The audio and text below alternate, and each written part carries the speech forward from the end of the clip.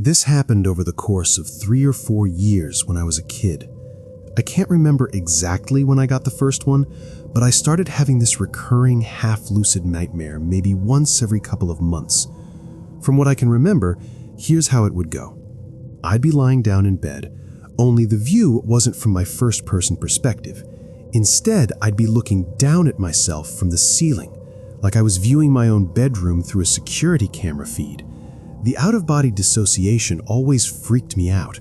I tried to float or swim towards my body, but I was never able to move beyond swiveling my head to look around the room. I was half lucid, so I knew it was a dream, but that didn't make me any less scared. After calming myself down, I'd start noticing strange things about my bedroom. For one, the digital clock on my nightstand would always be counting in reverse. That was typically the first strange detail I'd notice. And once I noticed that, I'd start seeing other weird stuff. There were these drawings taped to random spots on the walls and dresser, like crayon drawings you'd expect from a kid my age, but I had no memory of ever making them. I wasn't the type of kid who ever drew much, so it wasn't like I had just forgotten about them. They always showed the same thing, a row of people holding hands, all smiling, with one smaller figure who I can only imagine was me. They were always standing in front of a house with a blue roof, but I can't remember much more about the drawings than that. The other detail about the dreams that still sticks out to me is an old toy train of mine that was always sitting in a different spot on my bedroom floor, which was significant because I had lost that particular toy years prior. Anyway, after analyzing my room for a bit, I'd get this unexplainable urge to look out my bedroom window. I'd glance over, and as if it were on cue, a man would appear just a few inches from the glass. He had short gray hair and what looked like a cut on his left temple. That's honestly all I can remember about his face. He would watch me sleep for a few seconds, then start clawing at the window like he was trying to open it from the outside. That's usually when I woke up. Sometimes I immediately ran to the window, and sometimes I was too terrified to even move, but I always ended up checking one way or another. I don't know what I thought I'd find, maybe claw marks or a smudge from where his hand had been, but there was never anything there, or anyone for that matter. After the 4th time it happened, I finally told my parents. My mom told me that recurring dreams weren't that rare, especially at my age, and my dad chimed in to remind me that they were always just one room away if I ever felt scared. I nodded and acted like that helped, but it didn't, not really. My dad could tell I was still scared, so he took me by the hand and explored the exterior of the house with me. There was no indication that anyone had been there. No footprints, no smudges on the window, nothing. Even so, that didn't calm my nerves as much as you might think. Keep in mind, this was about 1 year in, so I was having this dream roughly once every 3 months. It wasn't happening every night, not even close, but having the exact same dream 4 times definitely means something, which I knew even at that age. But after that 4th dream though, they just stopped, for a while at least. I went nearly 6 months without a single episode, and at some point I let myself believe it was over. It all just kind of faded into the backgrounds, the way childhood fears tend to when life gets more normal. But then it came back. I have no idea what triggered it, but one random night I had the dream again. Everything was exactly the same as I remembered. The clock, the drawings, the train, everything. But there was something different about that dream that was scaring me twice as much as the earlier ones had. I couldn't figure out what it was. Everything was following the exact same chain of events. But then, as I was looking around the room, I realized what it was. My bedroom window was open. As soon as I saw that, I woke up. There was a period of maybe 5 minutes where I couldn't move. Complete and utter sleep paralysis. And it wasn't a passive sleep paralysis either. My brain was screaming at me to check the window the entire time, but I couldn't drag myself out of bed no matter how much I tried. On top of that, I felt significantly colder, as if cold air was blowing through my bedroom window, which I was convinced was wide open. Those 5 minutes were unlike any kind of fear I have ever experienced. All I could think about was how that man was moments away from climbing through my window, yet there was nothing I could do about it. When I finally regained control of my limbs, I forced myself over to the window, confirming that it was locked. I couldn't fall back asleep that night. I was too scared. I'm not sure how I was even able to function the following morning.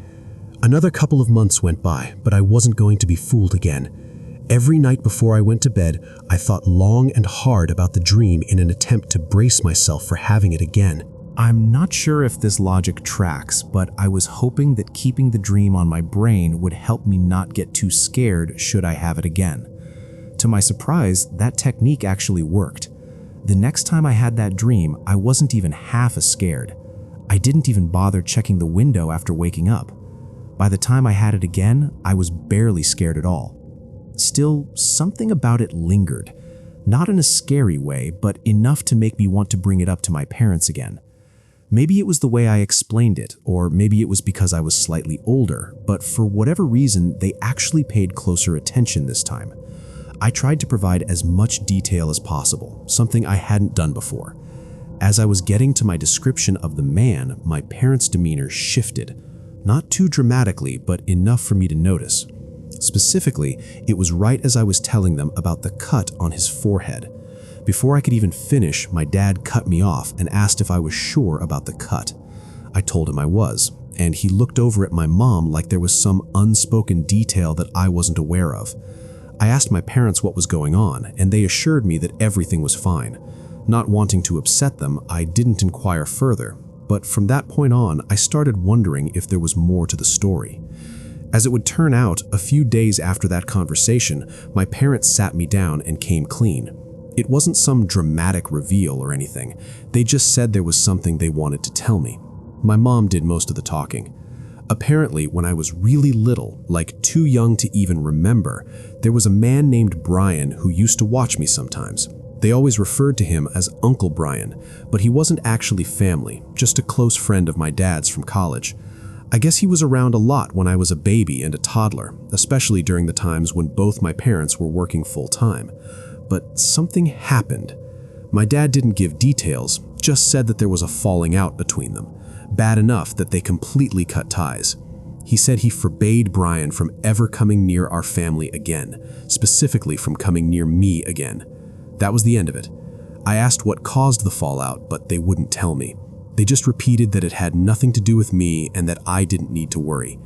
The only other thing they told me, and this is what gave me a sick feeling, was that Brian had a noticeable scar on his forehead from a car accident he'd been in years before I was born. They didn't connect the dots out loud, but they didn't have to. I was old enough to make the connection myself. Later that night, after my mom had gone to bed, my dad lingered in the living room with me a little longer. I could tell he wanted to say more, like he hadn't been totally satisfied with how the conversation went earlier. After a few moments of silence, he told me his theory. He said he thought the dreams were my brain's way of processing something buried really deep, some memory from when I was little before I could even form full sentences. He mentioned how close I apparently used to be with Brian, how I'd cry when he left the house, how I always wanted him to be the one to read me to sleep. My dad said he couldn't think of any other way I'd know about the scar on Brian's forehead. I didn't know what to make of that. I had no recollection of this Brian person whatsoever. Even now, I still can't recall a single memory with him in it. I had no choice but to move on with my life though, recurring dream or not.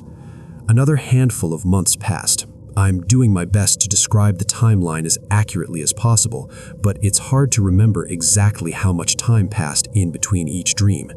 That said, the frequency decreased after talking to my parents.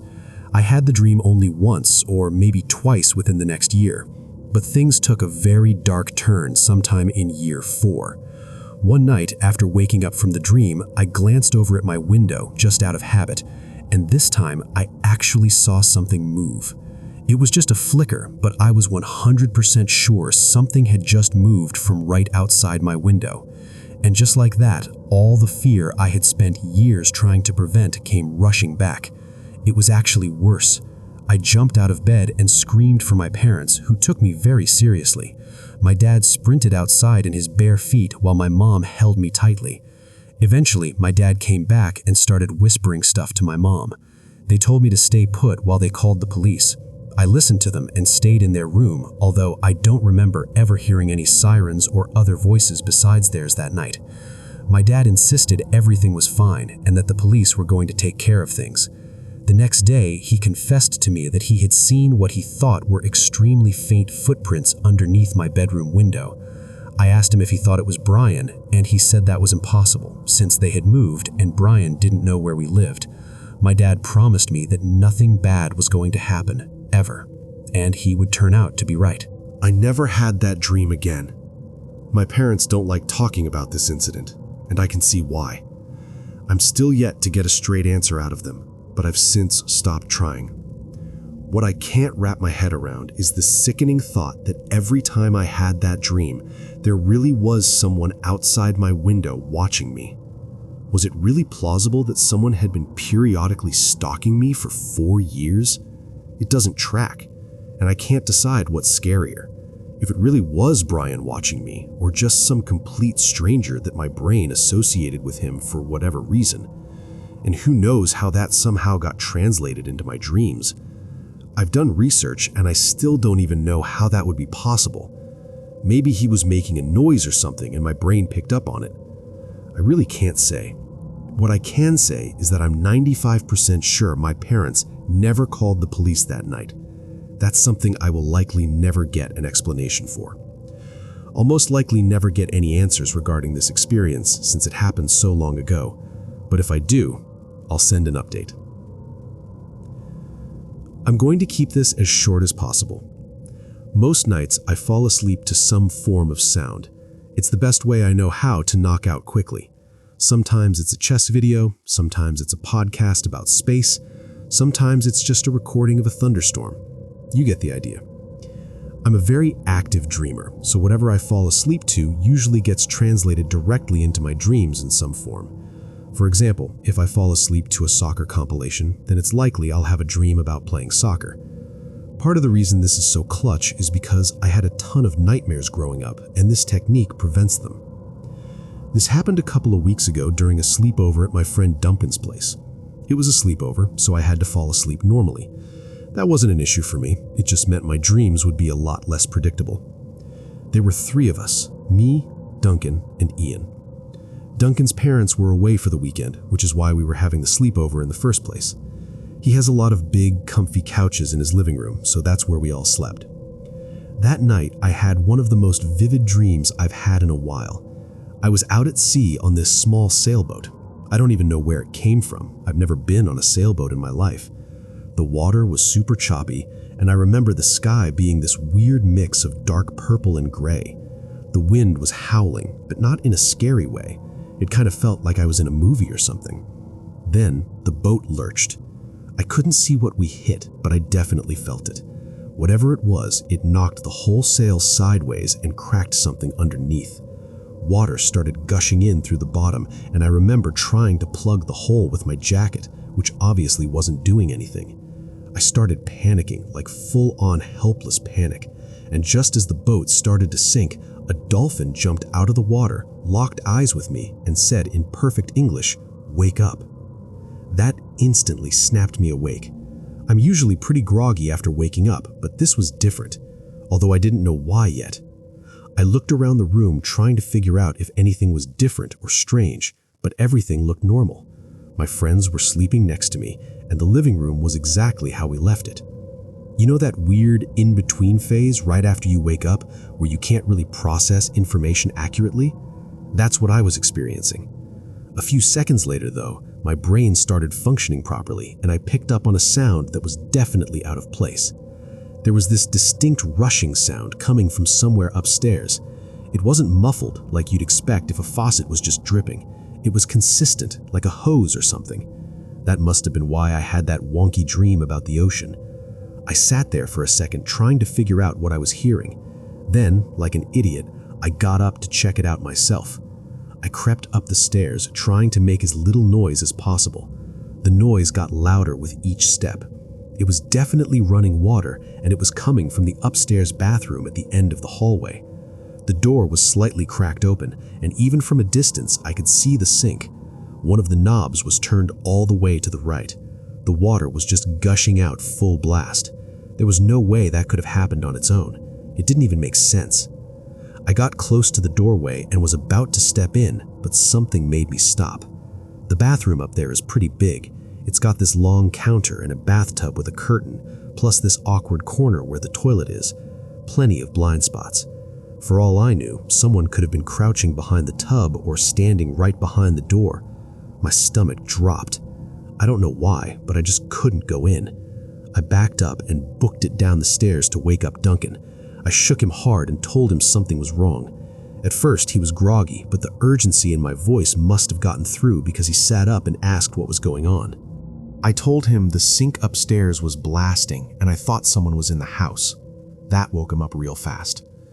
We left Ian asleep on the couch and crept back up together. When we got to the bathroom door, Duncan didn't even hesitate. He pushed it open and stepped inside. I was not prepared for what was about to happen. Almost immediately, a figure launched from around the corner and tackled Duncan from the side. It happened so fast, all I saw was Duncan go down and this guy swinging a piece of PVC pipe like he was about to beat the crap out of him. I didn't think, I just threw myself at the guy, trying to get him off Duncan. We both piled on him and wrestled him to the floor, but he was bigger than both of us. It was pure chaos. Eventually, the guy broke free and bailed, shoving both of us to the side and sprinting for the stairs. By the time Duncan and I made it to the porch, he was gone. The police showed up maybe 30 minutes later, but they weren't much help. They determined that the entry point was a downstairs window, which was wide open and had been previously unlocked. Duncan's family doesn't have cameras in their house, so there was no evidence we could turn over. The police said that it was likely that it had just been a burglar committing a random attack, but my friends and I think it was way more specific than that. First of all, why would a burglar purposely make noise by turning on a sink faucet in the first place? Yeah, it was obviously a trap to lure someone upstairs, but what was the point if he was trying to rob the place? This makes me think he had a more sinister intention, one I can't fully explain.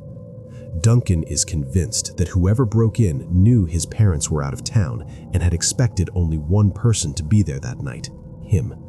If that's true, then I can only imagine that whoever had broken intended on seriously injuring or killing Duncan.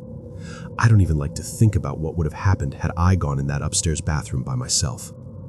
This happened on a Friday night a couple months back. My girlfriend's parents had planned a weekend trip out of town, some kind of anniversary thing, I think. So, naturally, my girlfriend Bonnie invited me to stay at her place. Normally, her parents are pretty strict, and sleeping over in her room is definitely off limits. But since they'd be gone the whole weekend, we figured it wouldn't hurt anyone. Bonnie lives in one of those suburban neighborhoods where every house looks the same, quiet enough that by 10 it always feels deserted. Honestly, that place creeps me out a little whenever I leave late at night, so I was relieved at the thought of just staying put for once. I showed up around 8, brought snacks, and we watched a movie, the usual stuff. Bonnie's room is on the second floor, facing the backyard, and from her window you can just barely see into the dense line of trees that borders their property. They don't have much exterior lighting, so at night it's pitch black out there, like looking straight into a void. Bonnie has a queen-sized bed, so we both had plenty of space, enough that we could stretch comfortably without crowding each other. I'll skip the rest of the irrelevant stuff. We eventually turned off the TV around midnight and drifted off. I don't remember falling asleep, but I vividly remember the unsettling dream that followed. Now, before I tell you about it, I want to say one thing. I've only had a false awakening dream a couple of times in my life before. This night was one of them. For anyone who's never had one, it's a really strange and almost transcendent experience. Dreams like the one I'm about to describe are actually the main reason I believe there are things in this world beyond those that we can see. In the dream, I woke up abruptly to the unmistakable sound of a door slamming shut somewhere downstairs. Before I could even process it, rapid footsteps started racing up the stairs. Without hesitation, I shot up in the bed with the intention of intercepting whoever had broken in. But something stopped me. Bonnie's room looked identical to how it had looked when we went to sleep. Every detail exactly as it should have been, except for one thing. One thing that I could still picture in my mind's eye even now. A thin yellow glow was spilling into the bedroom from the crack beneath the bedroom door. It was just a sliver of light, but for some reason I couldn't tear my eyes away from it. All my confidence was gone. My vision began tunneling into this little bar of light as everything else started fading to black. The footsteps made it up the stairs and started storming towards the door, but I couldn't do anything about it. I was frozen. And then, silence. I was still fixated on the light below the door when the voices started. At first, it was just one voice, a woman's voice, saying all sorts of nasty things about me, insults about my appearance, my outlook on life, my future. But then, things started getting more personal. It knew things about me, deeply personal things I'd never shared with anyone, not even Bonnie. It started reciting events from my past,